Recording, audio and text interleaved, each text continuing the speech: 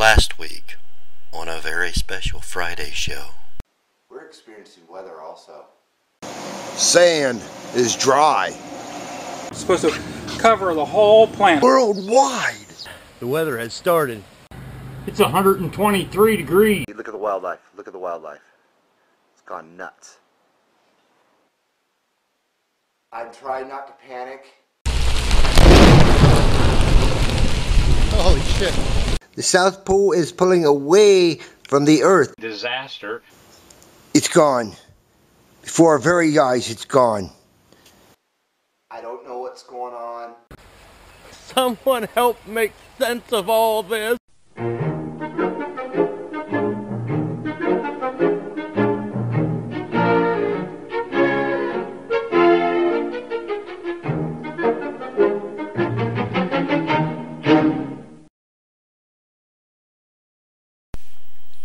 This is the Earth, and this is Arizona.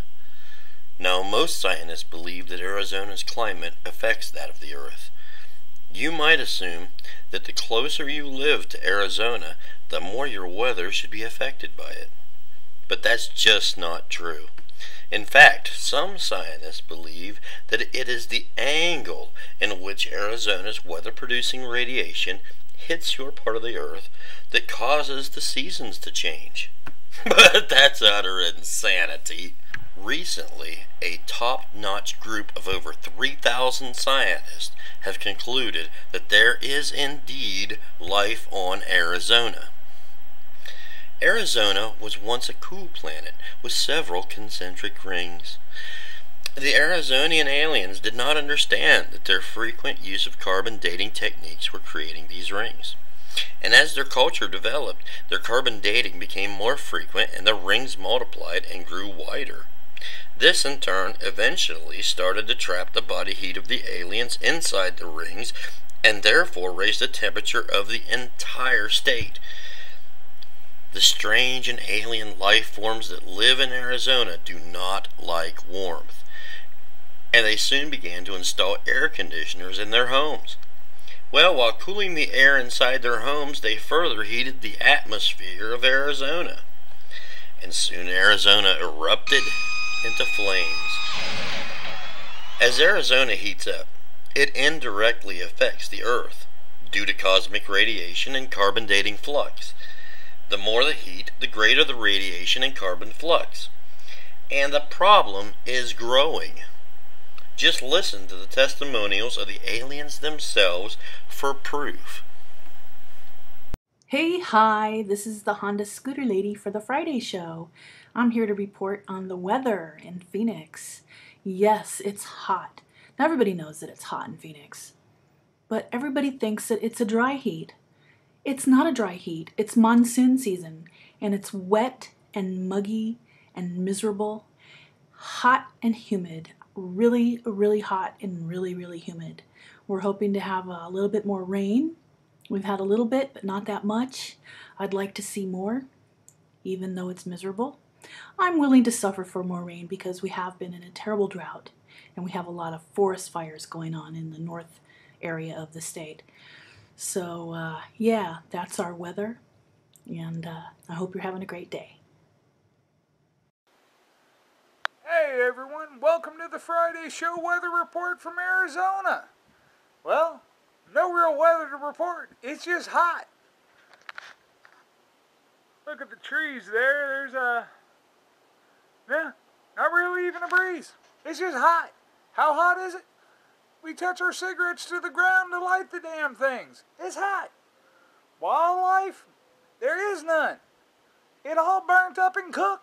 Go out through the desert, it's just cooked animals. There is birds spontaneously combust. It's like falling Kentucky Fried Chicken out of the sky. It's hot. Hot, hot. Anyways, that's the Friday Show Weather Report from Arizona. Hot.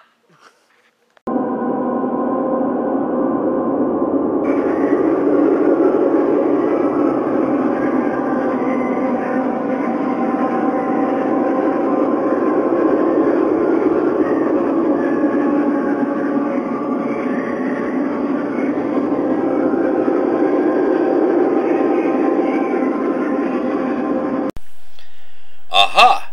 Well, now we know what and who is at the root of this horrific weather problem.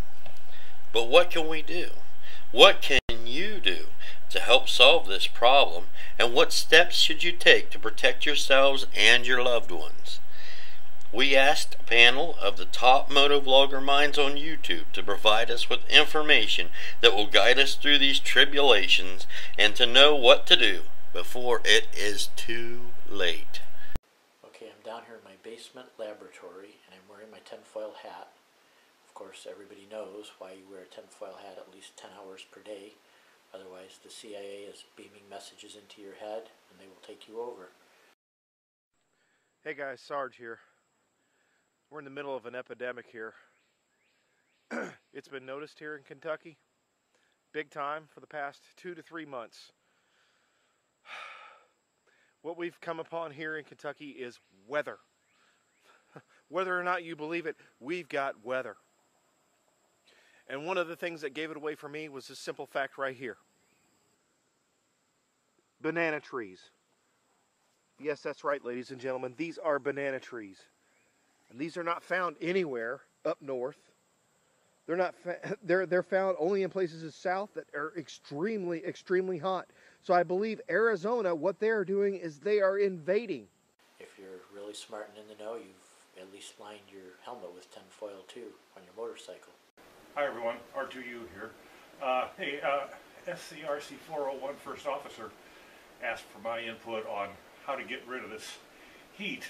I mean, it's 104 degrees outside right now. And, I don't know, thought about it for a couple days, but the only thing I could come up with was something stupid like, well, let's hold the elections now. They'll cut down on a lot of hot air.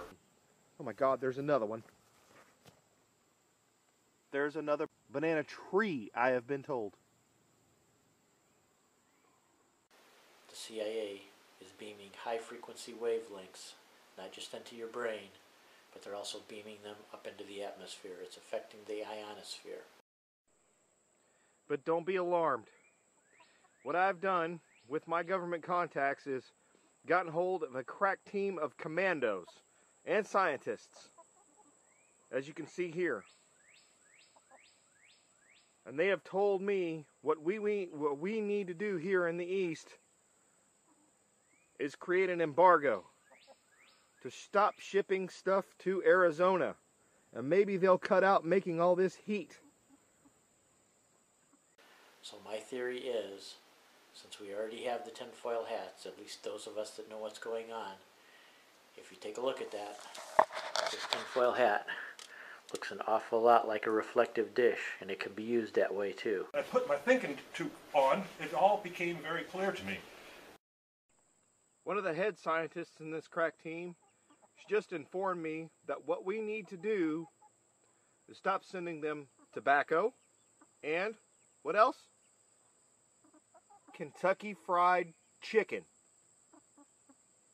Yes, one of the many major exports from Kentucky, Kentucky Fried Chicken. Yes, ma'am. And I believe that's what we will do. By cutting them off, they should at least ease some of the heat and what they call weather our way. Falling Kentucky Fried Chicken out of the sky. If we take these hats and come up with a system to mount them on top of our heads, we can actually reflect back the signal and take care of this problem that's ruining our weather caused by the CIA. If you don't wear one of these helmets, you will soon be hearing the same voices that all of us hear. And it helps to have a spinny chair. So you may ask me, Sarge, we may cut them off there, but what keeps them from coming our way? Well, I'll tell you what I did to keep them from coming our way. I have hired the best team of Girl Scouts and Boy Scouts, highly armed, with cookies and, well, badges, to keep them coming from our way, keep them coming from at least over, well, my border here. And I may have talked to a few of my friends with the National Guard, Army Reserves, and active duty. And they may have blown me off and thinking I was crazy. But they all admit the weather's coming. We just got to do something to cut it off.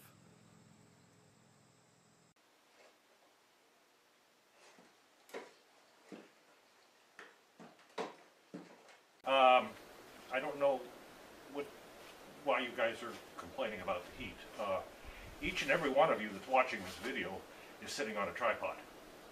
Now, if a little 1/4-20 action in the high knee doesn't bother you, I don't think the heat should either.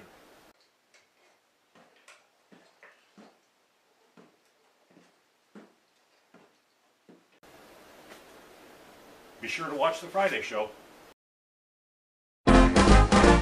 Here's a story of a lovely lady who was bringing up 3 very lovely girls.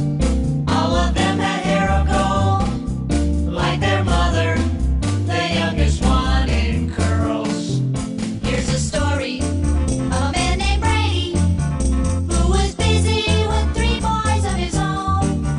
They were poor men living all together, yet they were all alone. Till the one day when the lady met this fellow, and they knew that it was much more than a hunch, that this group must somehow form a family. That's the way we all became the Brady Bunch, the Brady Bunch, the Brady Bunch. That's the way we became the Brady Bunch.